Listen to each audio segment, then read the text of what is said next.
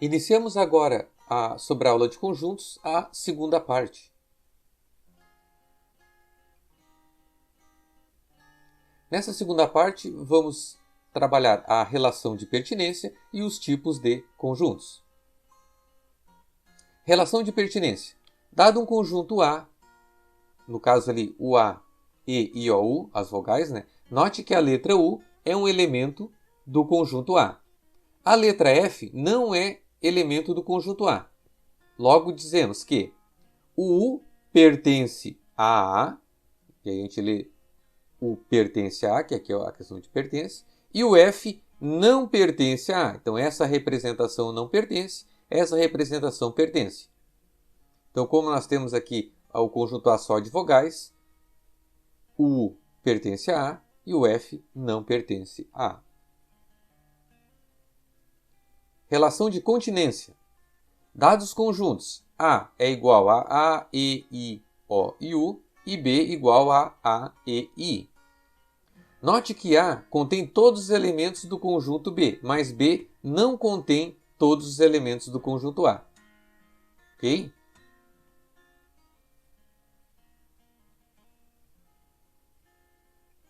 Na sequência, então, aqui, temos o conjunto A, que é A, E, I, O, U, e temos o conjunto B, que é A, E, I. Observamos aqui que o A contém B. Sim, o A contém B, porque dentro do A contém todos os elementos de B. O B está contido em A. Então, esse símbolo aqui é contido. O que ele quer dizer? Se o B está contido em A, todos os elementos de B estão dentro do conjunto A. O A não está contido em B. Sim, porque nem todos os elementos de A estão em B. O O e o U não estão em B. Então, portanto, o conjunto A não está contido em B. O B não contém A. Sim, o B não contém A porque falta os elementos O e U. Então, esse símbolo aqui representa contém, esse contido. Não contido, não contém. Vamos a um primeiro exemplo aqui. Dados conjuntos A, 1 e 2, conjunto B, 1, 2, 3, 4 e 5, e o conjunto C, 3, 4 e 5, e o conjunto D, 0, 1, 2, 3, 4 e 5, classifique como verdadeiro ou falso. Então vamos observar o primeiro aqui. A está contido em B. Então a gente vai observar. O A, ele está contido em B? O 1 e o 2 está contido em B? Sim, verdadeiro. Então o primeiro, verdadeiro. Segundo, C está contido em A. Então eu vou pegar o C, 3, 4 e 5, ele está contido em A? 3, 4, 5 tem aqui? Não, não está contido. Logo, se não está contido, é falso. Letra C. B está contido em D. Então, B está contido em D. Tem o 1, tem o 2, tem o 3, tem o 4, tem o 5. Então, B está contido em D, B está contido em D. Logo, verdadeiro. D está contido em B? Aí eu vou analisar. D está contido em B? Não tá faltando nada aqui? Está faltando 0. Logo, o D não está contido em B. É falso. C não está contido em A? Então, C não está contido em A? Realmente, C não está contido em A. Logo, verdadeiro. A está contido em B? A está contido em D? Então, vou analisar. A, 1 e 2 está contido em D? 1 e 2? Sim, está. Logo, verdadeiro. B está contido em C? B está contido em C? Não está faltando o 1 e o 2 aqui no C? Está faltando. Logo, nesse caso a G, falso. B está contido em B?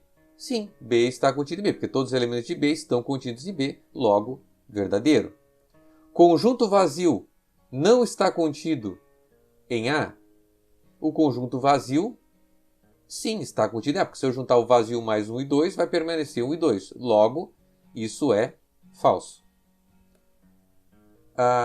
D contém A?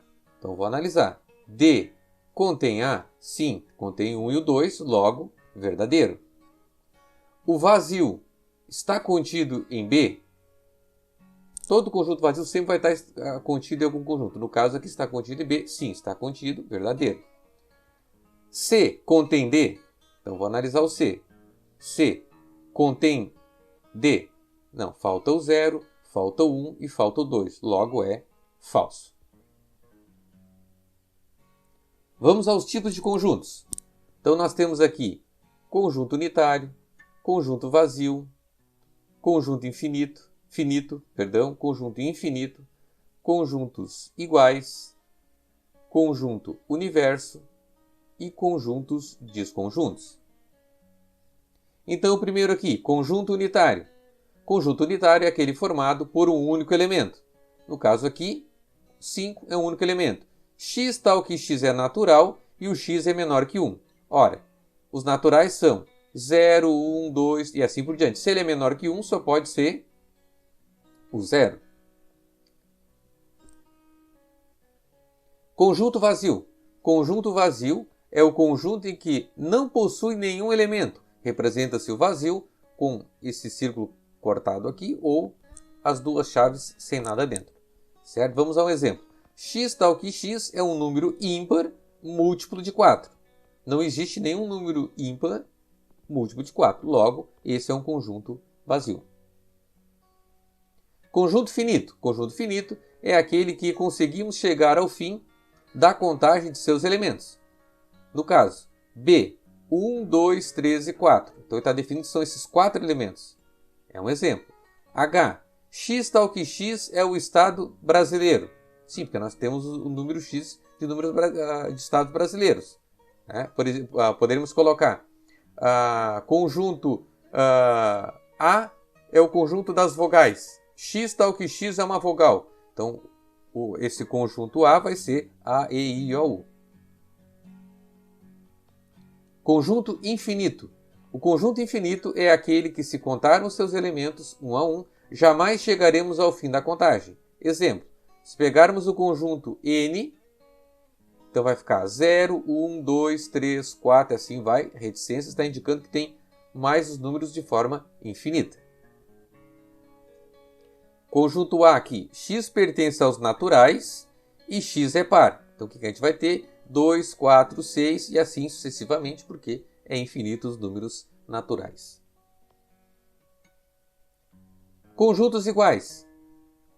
Então, dois ou mais conjuntos são iguais quando possuem os mesmos elementos. Exemplo, A, R, T, E, B, R, E, A, T, A. Então nós temos ali os conjuntos, eles são iguais. O que acontece? Eles não estão na mesma ordem, mas eles têm os mesmos elementos. Se eles têm os mesmos elementos, logo eles são conjuntos iguais. Então a gente pode dizer que A é igual a B. Conjunto universo. É um conjunto ao qual pertencem todos os elementos de um estudo, ou seja, é o conjunto que possui todos os elementos com os quais se deseja trabalhar. Exemplo, quais são os números menores que 5? Se o conjunto do universo for N, nós teremos 0, 1, 2, 3, 4. Teríamos até um conjunto finito. Se o conjunto universo for Z, teremos todos os infinitos anteriores, depois do menos 1, 0, 1, 2, 3 e 4. Então ele vai ser infinito para o lado negativo. Conjuntos disjuntos. São conjuntos que não possuem nenhum elemento em comum. Exemplo, sendo o conjunto A, x pertence a x, x tal que x é par, e o conjunto B, x tal que x é ímpar, logo, o A e o B são conjuntos disjuntos. Certo? Até peguei um exemplo aqui bacana. Os alimentos de um lado, os animais do outro são conjuntos disjuntos.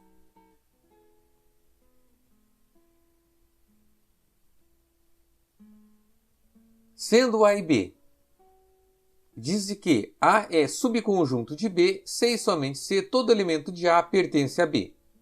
Então, o A está contido em B, então a gente lê o A está contido em B. E o B contém A, lê-se o B contém A. Então, aqui a gente tem um exemplo. 2, 3, 2, 5 e 3 está contido em 2, 5, 3, 8 e 9. 6, 9, 8, 5 contém 9 e 6. Então, 9 e 6 aqui. Conjunto das partes.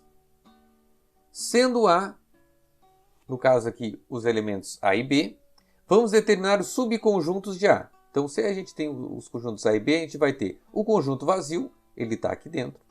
Somente o elemento A, ele está aqui dentro. Se eu pegar só o elemento B, ele está aqui dentro. E aí eu posso ainda ter o elemento A e B.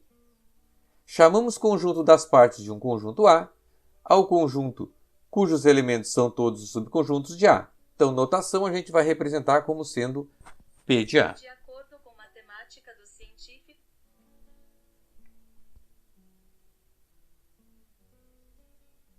Notação, então, P de A. Lê-se, então, P de A. Número de elementos de P de A. De um modo geral, se um conjunto A tem n elementos, os números de elementos subconjuntos de P de A é igual a 2 na n.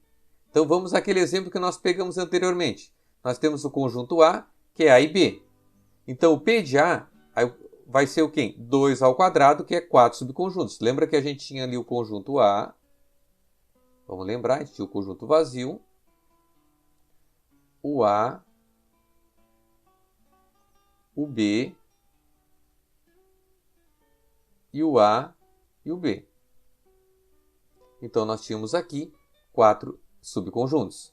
Se nós tivermos, então, 3, o que a gente vai fazer? Vai fazer 2 ao cubo, certo? Logo, então, se nós temos 3 elementos, teremos 8 subconjuntos.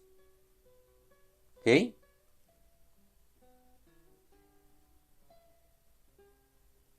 Encerramos, então, essa segunda parte da aula de conjuntos e até a próxima.